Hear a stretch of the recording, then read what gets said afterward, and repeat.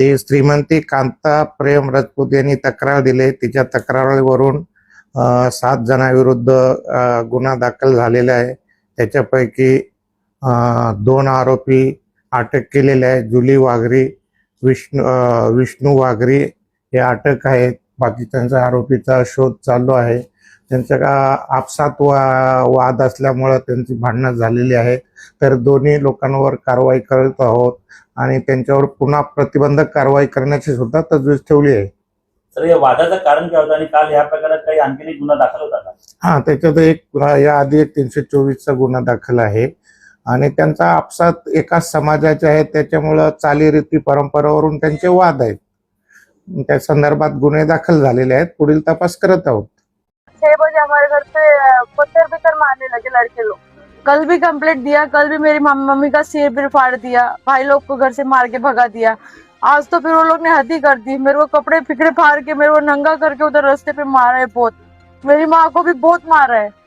बाल बिल सब काट दिया, हमारा बाल बिल सब काट दिया। वो खून का रास्ते पे इधर सुला के मारा, चप्पल का हार भी पहनाया, हमको पूरा कपड़ा फाड़ दिया हमारा।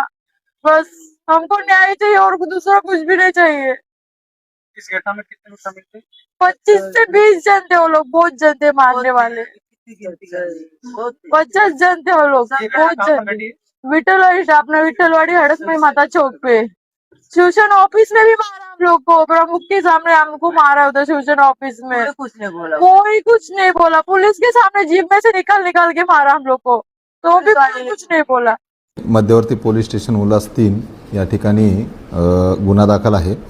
गुन्हा रजिस्टर क्रमांक 205/26। याच्यामध्ये भारतीय न्याय संहिता कलम 118(2), 115(2), 351(2)(3), 352, 189(2)(4) आणि 3(5) प्रमाणे गुन्हा दाखल आहे।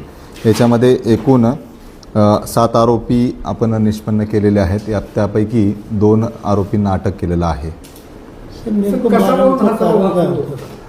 हे दोन्ही गट जे आहेत ते एकाच समाजाचे आहेत आणि त्यांच्यामध्ये त्यांच्या काही जातीच्या याच्यातून वाद झालेले होते आणि त्या वादातून हा परस्पर विरोधी 2 गुन्हे दाखल झालेले आहेत। सर, मंदिरात येऊ नका असं त्यांना सांगितलं जात होतं। हो, या अनुषंगानं तपास चालू आहे आणि या तपासामध्ये ज्या काही गोष्टी निष्पन्न होतील त्या पद्धतीनं आम्ही त्यांच्यावर अतिरिक्त सेक्शन लावून कारवाई करत आहोत। सर, एकूण किती जण जखमी आहेत याच्यामध्ये आणि किती जणांना अटक केलेली आहे? याच्यामध्ये अजून काही गुन्हे दाखल करण्याचे? याच्यामध्ये जखमीवर उपचार झालेले आहेत आणि त्या अनुषंगानं आतापर्यंत जे 7 आरोपी निष्पन्न केलेले आहेत आणि त्यापैकी 2 आरोपींना आपण अटक केलेली आहे।